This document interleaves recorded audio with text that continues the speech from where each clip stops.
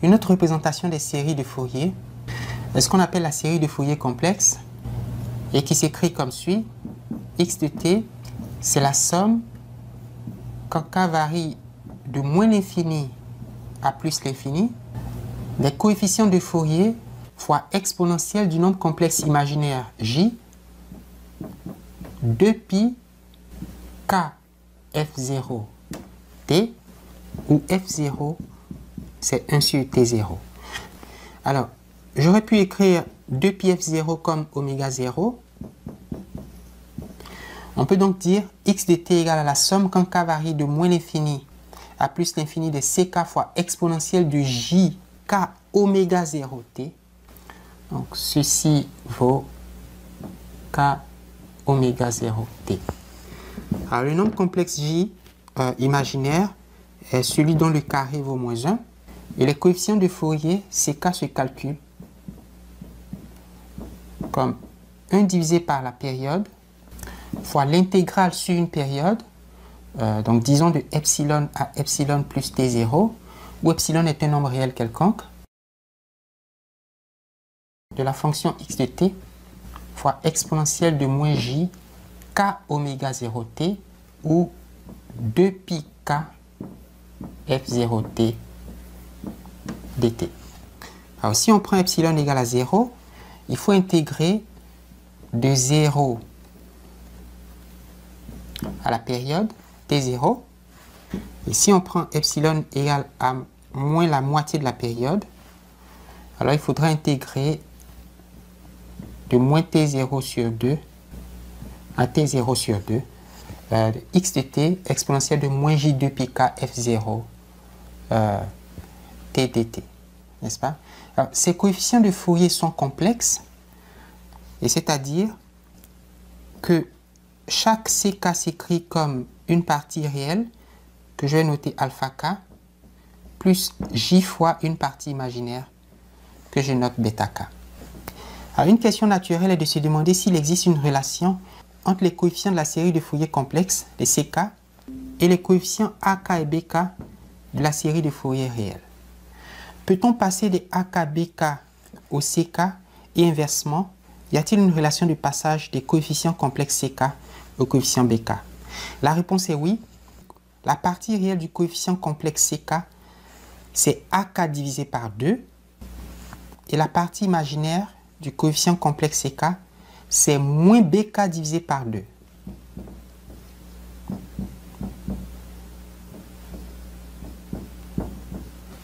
De sorte que, connaissant les ck, et c'est-à-dire connaissant alpha k et bêta k, on obtient les coefficients ak en multipliant le coefficient alpha k, la partie réelle des ck par 2. Et on peut aussi extraire les coefficients bk en prenant l'opposé du double de la partie imaginaire du coefficient complexe ck. Il y a donc un passage de 1 à 1, une relation bijective entre les coefficients complexes et les coefficients réels. Alors, ceci n'est vrai que pour les entiers k plus grand ou égaux à 1. Donc, pour k supérieur ou égal à 1, par contre, lorsque k est inférieur ou égal à moins 1, donc de moins l'infini à moins 1, la partie réelle alpha k du coefficient complexe ck s'écrit alpha k égale a moins k divisé par 2. Et donc, partout où on voit l'entier k dans le coefficient réel ak, on remplace par moins k et on divise par 2. Et le coefficient bêta k s'écrit b indice moins k divisé par 2. Ici, on a moins bk divisé par 2, tandis que pour k inférieur ou égal à moins 1, on a b indice moins k divisé par 2. Et puisque ce coefficient ck est valide pour tous les entiers, il est vrai en particulier quand k vaut 0. Et si on remplace ici par 0, on a C0, la constante qui vaut 1 sur la période, fois l'intégrale sur une période, fois x de t, fois exponentielle de 0, qui vaut 1. On a donc C0 égale à 1 sur t0, intégrale de x de t dt.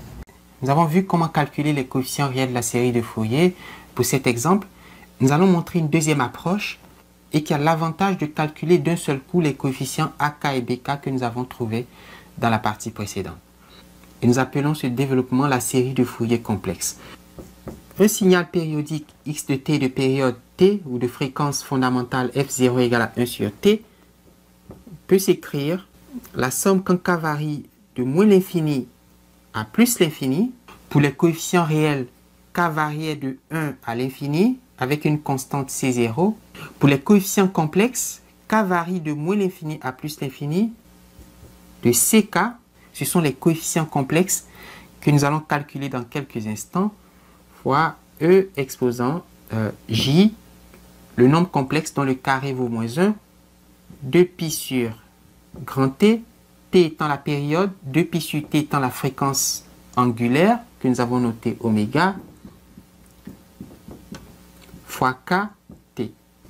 Dans cette formule, les coefficients ck se calculent comme suit. On fait 1 sur t fois l'intégrale de moins t sur 2 à t sur 2, x de t fois e à la moins j 2π sur t, kt dt.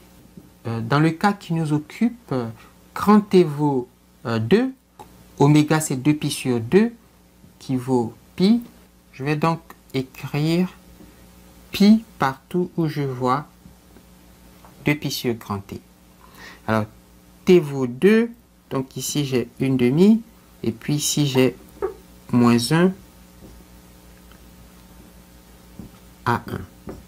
Alors, dans l'intervalle de moins 1 à 1, la fonction x, elle est définie par morceau. Dans le deuxième morceau, elle vaut 0. Dans le premier morceau, elle vaut t plus 2. Comme on l'a vu, c'est l'équation d'une droite. La pente vaut 1, delta y sur delta x, sur delta t, et puis l'ordonnée à l'origine vaut 2. Donc c'est 1 fois t plus 2. 1t plus 2, ou simplement t plus 2, mais de moins 1 à 0. Et puis si vous voulez, de 0 à 1, j'ai 0 fois e à la moins j pi kt dt qui vaut 0 de toute manière. Pour calculer cette intégrale, il faut rappeler un résultat. Si on fait l'intégration par partie de x fois e à la ax dx, on trouve x sur a moins 1 sur a au carré e à x plus une constante. C'est une primitive de x fois e à la ax, et l'expression la plus générale des primitives de x fois e à la ax, c'est cette fonction plus une constante c. Avec ce résultat, on peut calculer l'intégrale de t fois e à la moins j pi t dt, et l'intégrale de 2 fois e à la moins j pi t dt est très facile puisqu'on sait que l'intégrale de e à la ax dx, c'est 1 sur a e à la ax, plus une constante. Je veux t fois e à la moins j pi kt, donc la constante a, c'est moins j pi kt, et puis la variable, c'est évidemment t. J'aurai t divisé par a qui vaut moins j pi k, moins 1 sur a au carré. Alors, j au carré, c'est moins 1. Vous avez moins 1 fois pi au carré fois k au carré. Moins 1 fois pi au carré fois k au carré. E à la moins j pi k t. Je vais donc écrire t fois ceci plus une demi fois 2, l'intégrale de moins 1 à 0, e à la moins j pi k t dt. Alors, lui, il vaut lui. Je vais donc effacer ça. Donc, j'ai une demi fois ceci, plus une demi fois 2, ça fait 1. Et une primitive de e à la moins j pi k t, c'est 1 sur moins j pi k e à la moins j pi k t. Et tout ceci de moins 1 à 0. Alors ça a l'air compliqué, mais vous allez voir quand on va simplifier. Donc faisons l'évaluation. Je remplace t par 0. Donc ici j'ai 0. Alors avant même de faire les remplacements, On peut simplifier un peu. J'ai moins et moins, ça fait plus. Donc ici, j'ai plus. Et puis ici, j'ai plus et moins, ça fait moins. T vaut 0. Ici, j'ai 0 plus 1 sur pi carré k carré. Et quand t vaut 0, e à la 0, c'est 1. Donc, j'ai 1 fois 1 sur pi carré k carré fois 1 demi. Ça fait 1 sur 2 pi carré k carré. Je remplace t par 0, ça fait e à la 0, c'est 1. Donc, j'ai moins 1 sur j pi k. Moins 1 sur j pi k. Alors, ça, c'est le premier terme. Moins. Je vais remplacer partout où je vois t. Je vais mettre moins 1. Donc, ici, j'aurai moins 1 sur moins 1, ça fait 1. Donc, j'aurai 1 demi facteur de 1 sur j pi k plus 1 sur pi carré k carré